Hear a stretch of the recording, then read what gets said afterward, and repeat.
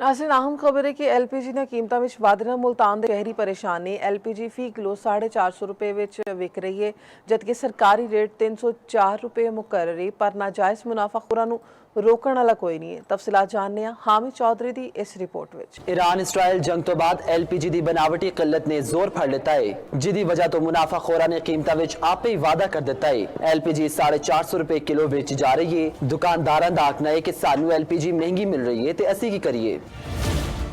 जी बड़ी महंगी हैगी है, गैस ਨੂੰ सस्ती होना चाहिए।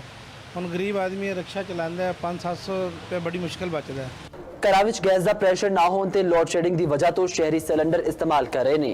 शहरियां दा आखना है हुकूमत LPG दी कीमतां नूं कंट्रोल करे, जबकि रिक्शा ड्राइवर भी महंगी LPG तो परेशान ने। गैस ਜਿਹੜਾ ਨਾ ਅਸੀਂ ਰਕਸ਼ੇ ਪਵਾਨੇ 1 ਕਿਲੋ ਪਵਾਨੇ ਤੇ ਉਹਨੇ ਪੈਸੇ ਨਹੀਂ ਬਚਦੇ ਜਿੰਨੀ ਗੈਸ ਜ਼ਾਇਆ ਹੋ ਜਾਂਦੀ ਹੈ।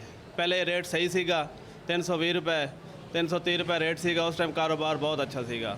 LPG ਦੇ सरकारी रेट 304 रुपए उत्ते नाजायज़ मुनाफाखोर शहरियां नूं लुट रहे ने, जबकि ज़िले इंतजामिया कागजी कार्रवाई तक महदूद है। हामिद चौधरी, चौपाल, मुल्तान।